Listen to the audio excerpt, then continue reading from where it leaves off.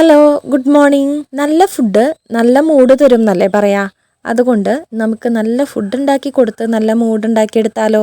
അപ്പൊ നമുക്ക് ഒന്നിച്ച് ഫുഡ് പാക്ക് ചെയ്യാം അല്ലേ. Welcome back to another video. പതിവ് പോലെ തന്നെ ആദ്യം ചോറാണ് ലഞ്ച് ബോക്സിലാക്കിയത്. ഇനി അതങ്ങോട്ട് മാറ്റി വെച്ചിട്ട് കറികളാക്കാൻ തുടങ്ങാം. ക്യാരറ്റ് തോരൻ അനുവിന് വലിയ ഇഷ്ടമൊന്നുമില്ല, കാരണം അതിന് മധുരമുണ്ട്.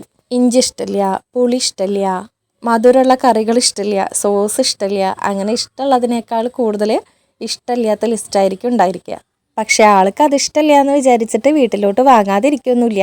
കാബേജ് തോരൻ പകുതി പാത്രത്തിലാക്കി കഴിഞ്ഞപ്പോഴാണ് കേട്ടോ മോൻ വന്ന് പറഞ്ഞത്, അമ്മ വീഡിയോ ഓൺ ആയിട്ടില്ല എന്ന്. എന്നിട്ട് അവൻ തന്നെ വീഡിയോ ഓൺ ആക്കി തരുകയും ചെയ്തു. നമ്മുടെ വീഡിയോയില് ഒരു ചേച്ചി വന്ന് കമന്റ് ചെയ്തിട്ടുണ്ടായിരുന്നു, ഈ കറിപ്പാത്രങ്ങളുടെ എണ്ണം കൂടുമ്പോൾ അവർക്ക് മാനേജ് ചെയ്യാൻ ബുദ്ധിമുട്ടല്ലേ, അതുകൊണ്ട് ചോറ് വെക്കണ പാത്രത്തിൽ തന്നെ കറിയും ചമ്മന്തിയും ഒക്കെ ആക്കി കൊടുത്തൂടെയെന്ന്. ഐഡിയ നല്ലതാണ്, എനിക്ക് പാത്രം കഴുകും വേണ്ട.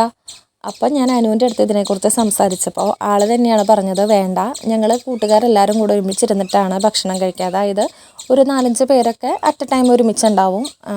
അപ്പോൾ ഷെയർ ചെയ്തിട്ടാണല്ലോ കറികളൊക്കെ എടുക്കുക. പിന്നെ ചോറിലിട്ട കറികളൊക്കെ അവർക്ക് എടുത്ത് കൊടുക്കണ്ടേ, അത് വേണ്ട എന്ന് പറഞ്ഞു. ചേച്ചിയുടെ കമൻറ്റിന് ഒത്തിരി നന്ദിയുണ്ട്. ഇനിയും ഇങ്ങനത്തെ സജഷൻസ് ഒക്കെ വന്ന് പറയാട്ടോ.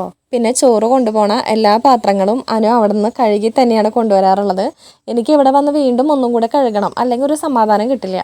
അല്ലാണ്ട് അതിൽ വേസ്റ്റോ അല്ലെങ്കിൽ ഒന്നും ഉണ്ടാവില്ല. സോപ്പൊക്കെ ഇട്ടിട്ട് അവിടെ നിന്ന് തന്നെ കഴുകി കൊണ്ടുവരാറുണ്ട്. പിന്നെ ഒരു സാലഡും മുട്ടയും കൂടെ ആക്കിയിട്ടുണ്ട്. വർത്തമാനത്തിനിടയിൽ അതൊക്കെ കഴിഞ്ഞു പോയി. നമ്മുടെ വീഡിയോസൊക്കെ കണ്ട് ഇഷ്ടപ്പെടുകയാണെങ്കിൽ ലൈക്കും സബ്സ്ക്രൈബൊക്കെ ചെയ്ത് സപ്പോർട്ട് ചെയ്യണേ.